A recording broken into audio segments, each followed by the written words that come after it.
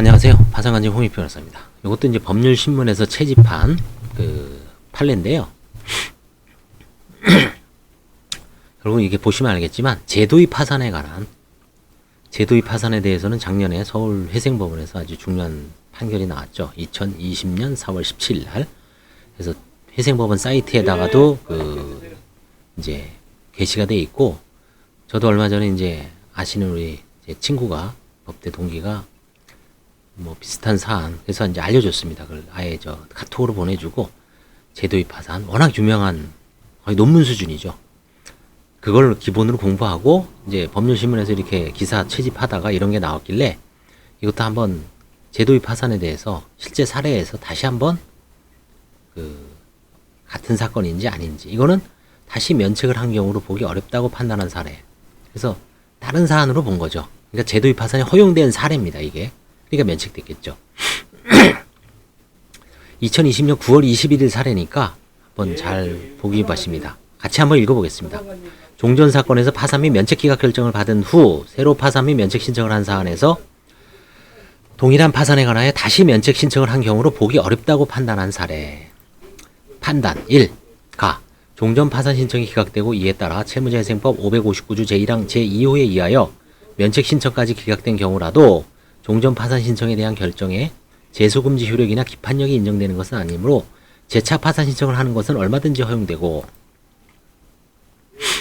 채무자회생법 559조 제2항에서 규정하는 동일한 파산이란 면책 신청이 기각된 당해 파산 절차를 의미하거나 아니면 적어도 동일한 파산 원인에 기한 파산 절차를 의미한다고 보아야 하며, 동일한 파산 원인에 해당하는지 여부를 판단함에 있어서는 이와 같은 입법 목적 및 제도의 취지, 파산 절차와 면책 절차의 불가분적 관계, 파산 절차에서는 제소금지 원칙이나 기판력이 제한 규정이 적용되지 않는 점, 현행 법령상 파산 신청 및 면책 신청이 기각되더라도 재차의 파산 신청이 금지되고 있지 않은 점 등의 사정을 두루 고려하여 파산 및 면책 제도를 통하여 경제적 재기와 갱생을 도모하고자 하는 채무자의 권리와 제도에 대한 신뢰가 부당하게 침해되지 않도록 엄격하게 제한하여 해석할 필요가 있다.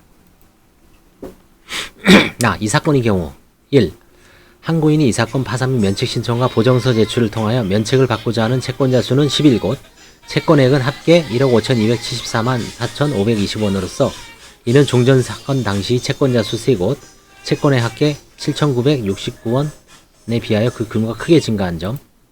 2. 이 사건 면책 신청은 종전 사건의 종료일로부터 2년이 지난 후에 제기되었고 그동안 채무자의 수입 및 지출에 변화가 없다고 할 수 없어 파산 원인인 지급불능과 관련된 여러 가지 사정이 종전 사건과 반드시 동일하다고 단정할 수 없는 점. 3. 항고인은 종전 사건에서 보정명령을 이행하지 아니하여 신청이 성실하지 않는다는 이유로 파산 신청 및 면책 신청이 모두 기각되었으나 이 사건 파산 신청을 한 후 법원의 보정명령 등을 이행하면서 파산 선고 결정까지 받은 점 등을 종합하여 보면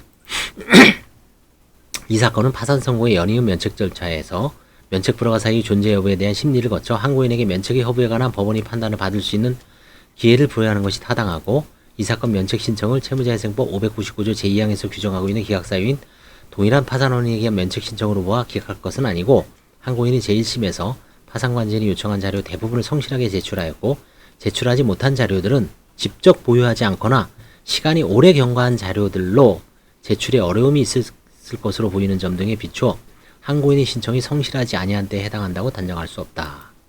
그렇죠?